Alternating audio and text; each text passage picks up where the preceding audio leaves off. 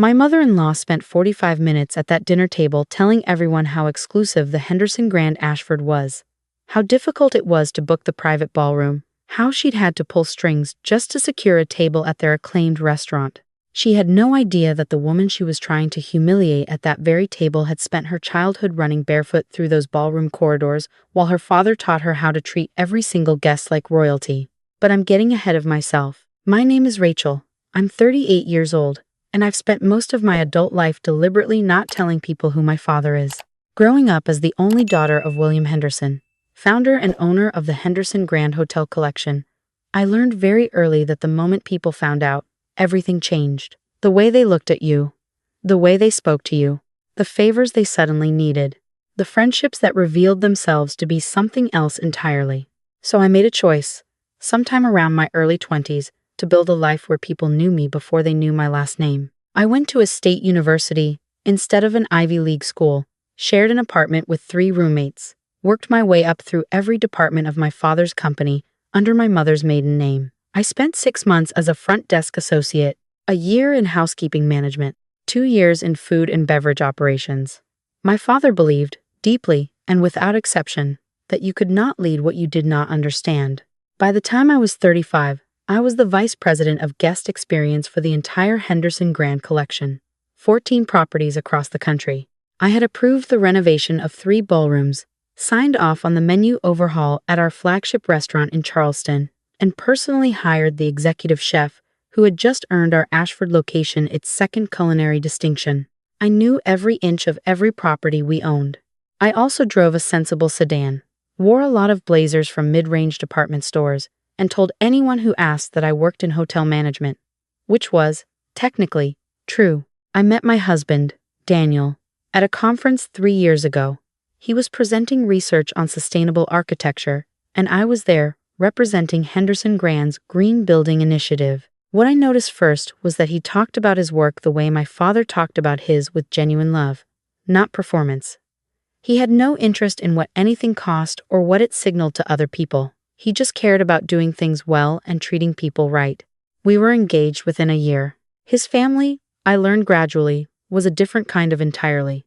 His mother, Patricia, was the sort of woman who kept a mental spreadsheet of every person she'd ever met, organized by usefulness. She wore her social aspirations on the outside of her clothing. Quite literally every handbag, a brand, every scarf, a label, every dinner, an audition for a life she was still trying to convince herself she already had. Her husband, Robert, was a quiet, good-natured man who had spent 30 years as a high school science teacher and seemed genuinely content with that fact, though he'd learned to let Patricia narrate their life in slightly more elevated terms at parties. From the moment we met, Patricia found me insufficient. Hotel management, she'd repeated when Daniel first introduced me, her tone the audible equivalent of a politely suppressed grimace. Which hotel? Henderson Grand, I'd said. I oversee guest experience. Oh. A pause in which she clearly processed this as roughly equivalent to saying I managed a Marriott in an airport. How practical. She had smiled and turned to ask Daniel about a cousin's new job in finance. Over the next 2 years, Patricia's mild disdain settled into a routine that I had mostly learned to let wash over me. She sent me links to luxury real estate listings in neighborhoods where we might want to consider moving eventually, when you're ready to invest properly. She commented on my clothes in ways designed to sound like compliments. She referred to my job, when she had to reference it at all, as Rachel's hotel work, with a slight emphasis that made it sound like something I did to fill the hours. Daniel knew about my family. I had told him 6 months into dating, because I wasn't going to build a marriage on a secret. He had sat very quietly for a moment, then asked if it changed anything about who I was, and when I said no, he said, "Then it doesn't change anything about us either." We agreed to keep it from his family until we had reason to believe they could receive the information without it rearranging everything. That reason had not yet arrived. Patricia's relationship with the Henderson Grand Ashford was a long and reverent one. She had attended a wedding there once, 12 years ago, and had spoken about it with the hushed frequency of someone describing a religious experience. The hotel was her benchmark for everything aspirational. She dropped its name into conversations with the practiced ease of someone inserting a credential. When she wanted to impress someone, she mentioned it. When she wanted to make a point about standards, she referenced it. I had personally approved the replacement of every bathroom fixture in that building 2 years ago. But I just smiled whenever it came up. The announcement came on a Tuesday evening in March, at one of Patricia's carefully staged family dinners. The table was set with her good china, which I had confirmed, through quiet research, was purchased at a discount warehouse sale 6 years ago, though Patricia referred to it as the set we brought back from our trip abroad. There were candles. There was a centerpiece. There was the particular charge in the air that meant Patricia had news she had been waiting to deliver. Robert and I have decided to do something truly special for our 35th anniversary, she said. After everyone had been seated and served, she reached over and touched Robert's hand in a way that looked rehearsed. We've booked the Henderson Grand Ashford. There was a murmur of appreciation around the table. Daniel's sister, Jenna, looked genuinely excited. Robert looked mildly surprised, which made me think the booking had been Patricia's initiative, and he'd been informed shortly before we arrived. The Ashford Room, Patricia continued, and the capital letters were audible. It's their most prestigious private dining space. I had to speak with 3 different people just to confirm the availability. They have a waiting list, you know. They don't simply accommodate anyone. She said this with a glance in my direction that was calibrated precisely between pointed and deniable. That's wonderful, I said, meaning it. The Ashford Room had just been refurbished. The new drapes were extraordinary. We're planning a dinner for close family, Patricia said. Intimate, meaningful, really, truly special people. Another glance. I hope everyone can make it. She proceeded to go around the table, naming each family member she intended to invite. Daniel's name, Jenna's name, Robert's siblings, a few cousins. She went through 11 people with deliberate, careful specificity. She did not say my name. Daniel set down his fork. Mom, I know what you're going to say, darling, and I want you to understand that this isn't personal. Patricia's voice had that airy quality she deployed when she was doing something she knew was unkind, but had decided to do anyway. This is an intimate family dinner, very small, and the Ashford Room has a strict capacity that I've had to work very carefully within. My wife is family, Daniel said. Of course she is, in the broader sense. Patricia smiled at me with something approaching pity. But you understand, Rachel. This kind of setting, it's very particular. A certain atmosphere, people who appreciate that level of experience. She tilted her head. You're in hotel management. I'm sure you'll have plenty of opportunities to enjoy evenings like this through your work connections. Perhaps something more in your wheelhouse. The table had gone completely silent. Robert was examining his fork as though it contained answers. Jenna was looking at the tablecloth. 2 of the cousins present had the specific frozen expression of people who understood they were witnessing something they would be discussing privately for years. Daniel opened his mouth, and I put my hand on his arm. You're right, I said pleasantly. I do have some connections in the hotel industry. I picked up my phone. I scrolled to a contact I knew by heart and pressed call, then set the phone on the table between the candles. It rang twice. Henderson, Grand Ashford, General Manager's office. This is Marcus speaking. Marcus, I said, keeping my voice warm and easy. It's Rachel Henderson. How are you? A brief pause on the line, the kind that happens when someone recalibrates. Miss Henderson. I'm well, thank you. What can I do for you this evening? I'm looking at a booking for the Ashford Room, I said. Late April. The name would be under Harrison or Whitmore. It's for a family anniversary dinner. I could hear keys on a keyboard. I have it here. Patterson. 35th anniversary. April 22nd. The full Ashford Room private dining experience. Dinner for 12. Patterson. That's right. I glanced at Patricia, whose face had begun a slow and fascinating transformation, moving through confusion towards something that hadn't resolved itself yet. I'd like to make some adjustments to that booking. Could we move it to the Henderson Suite instead? Upgrade the dinner package to the signature tasting menu and add the private terrace access. I'd also like to note that the flowers should be our in-house arrangement, the seasonal one my mother designed last spring. Another pause, slightly longer this time. Of course, Miss Henderson, shall I note this as a complimentary upgrade under your account? Please. And make sure Marcus is personally overseeing the evening. He knows what the family standard looks like. Absolutely. Is there anything else? That's everything for now. Thank you, Marcus. Give my best to the team, always.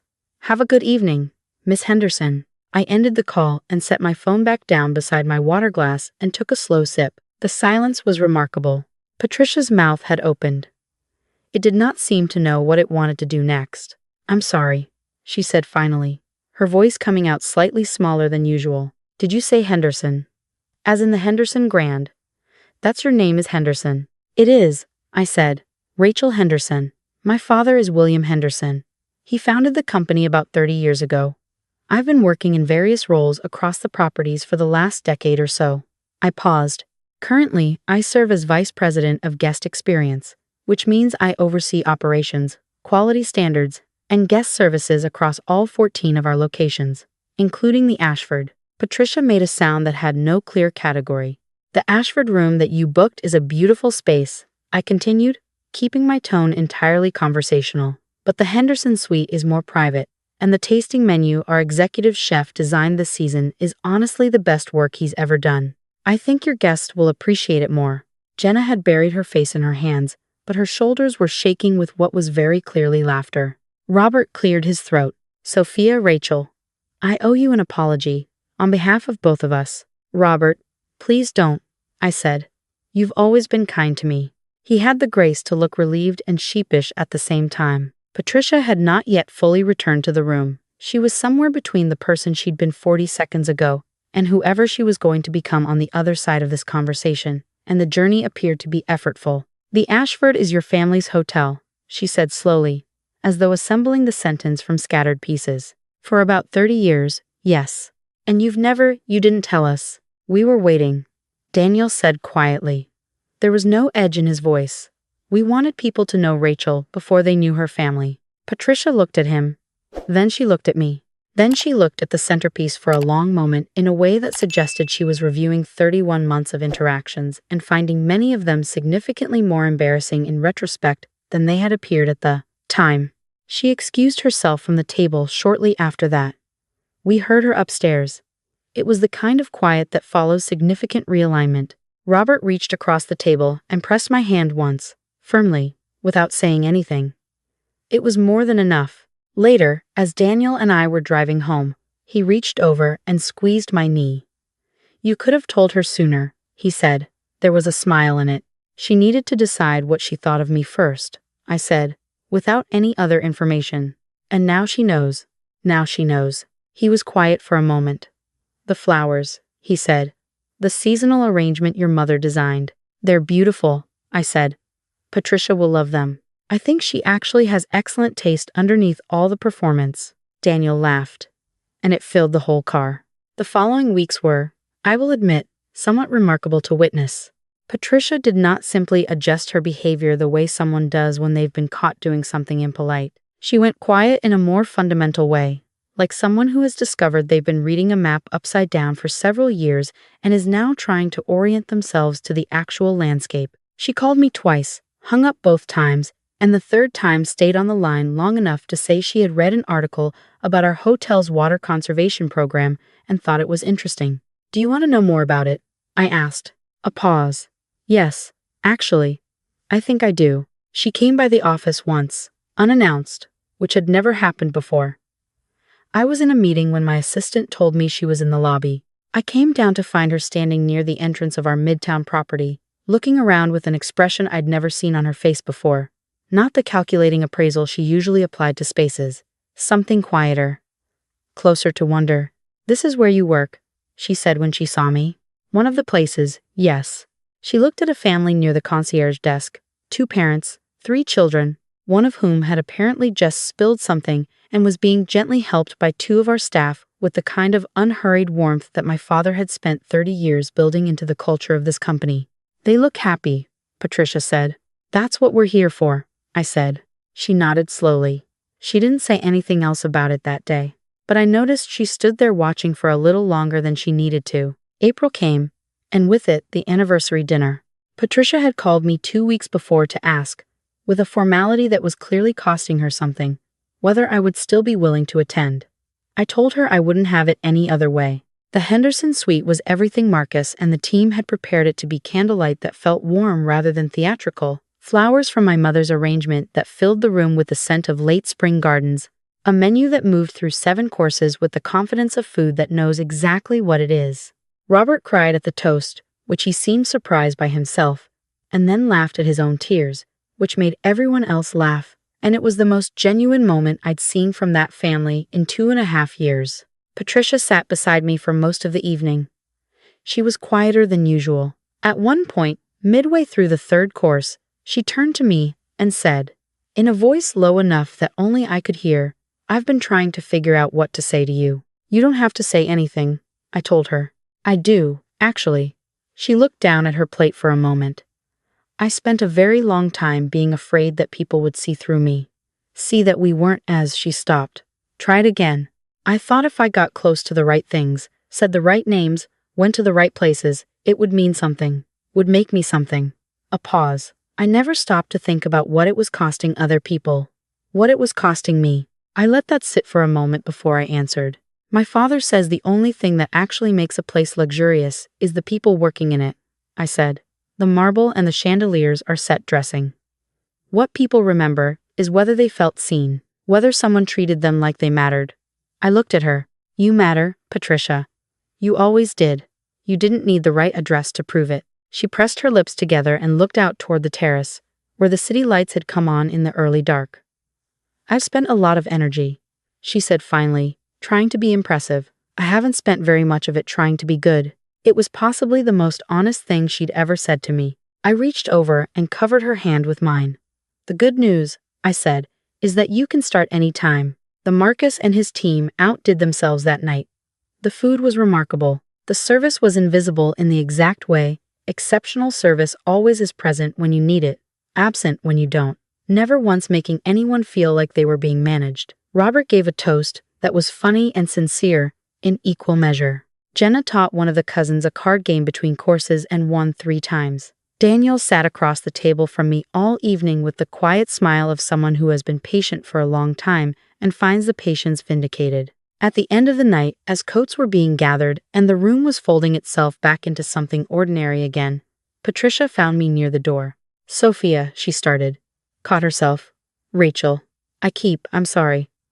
I've been calling you the wrong name in my head." I tilted my head. "What name?" She looked slightly embarrassed. "I used to think of you as," it sounds unkind now. "I used to think of you as the woman who wasn't good enough for my son.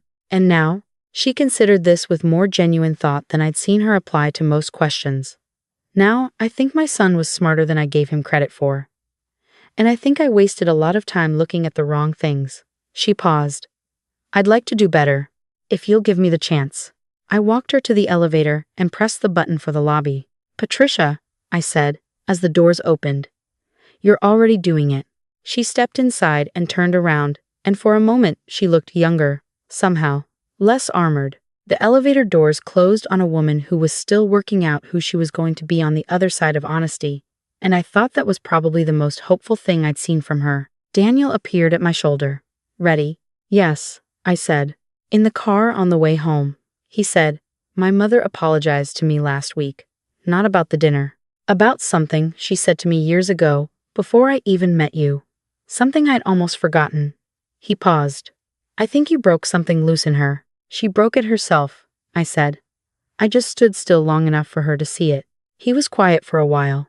The city moved past the windows in amber and white. "My father called me today," he said eventually. "He wanted to know if he could visit the hotel sometime. Not for any occasion, just to see it."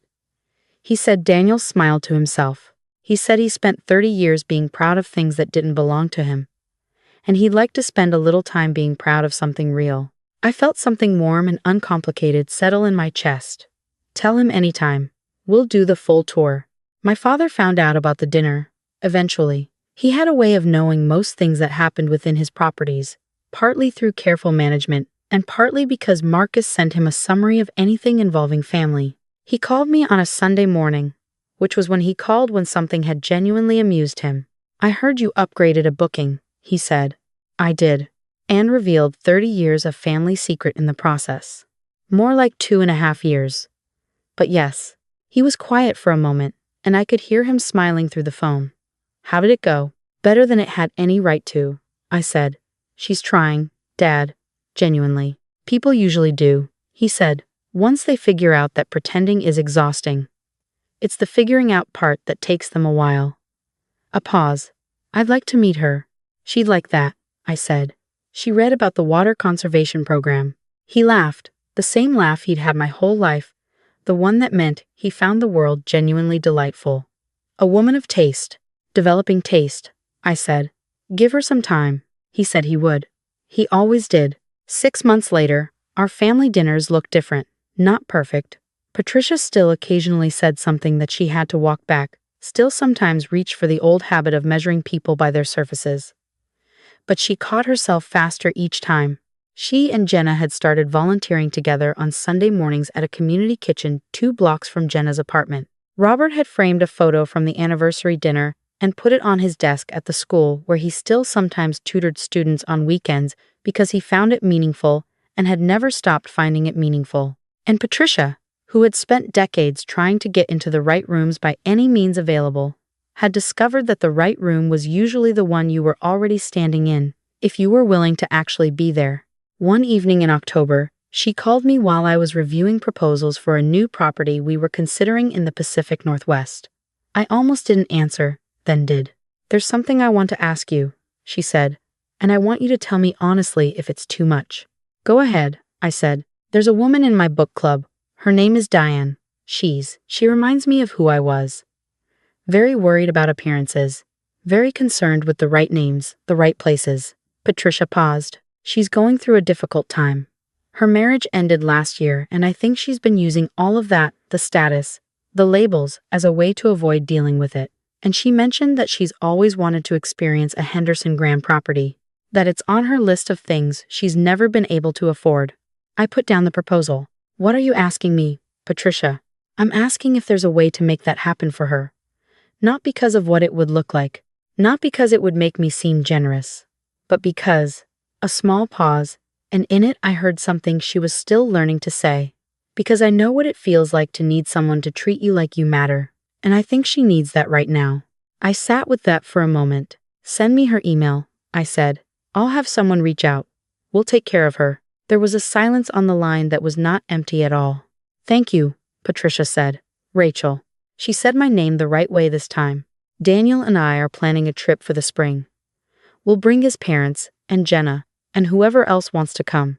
We'll go to the coastal property in Maine. The one my father built 22 years ago with a specific vision of what it should feel like to stand at the edge of the ocean and feel completely cared for. The one where, if you walk down to the water at sunrise, the only thing between you and the horizon is the kind of quiet that doesn't need anything from you. Patricia has already asked if there are early morning walks. I told her there are, and that the staff will have coffee ready before she gets there, and that she won't have to ask anyone for anything because they'll already know. She said, "That sounds like exactly what I need." She was right. It is. That's the whole point, and always has been. My father taught me that the difference between a hotel and a home is smaller than most people think. Both are places where people arrive carrying everything they are, hoping to be met with some version of grace. The ones who do it well, who really do it well, understand that the guest standing in front of you is always the whole story. Not their shoes, not their title, not the car they arrived in, just the person, just the human being who showed up at your door and deserves to be treated like it matters that they did. Patricia is learning this. Slowly, imperfectly, with occasional backslides and more self-awareness than she started with. So are we all. The Henderson suite still has the flowers. My mother's seasonal arrangement, refreshed every month. Guests always comment on them. They ask what they're called, where they come from, whether they can buy them somewhere. The answer is no. You can't buy them anywhere. They were designed specifically for that room, for that light, for that particular feeling of arriving somewhere and understanding that someone thought about you before you got there. That's the whole secret, if there is one. That's what my mother-in-law tried to use against me, and what she ended up learning from instead. And honestly, I wouldn't change a single thing about how it happened.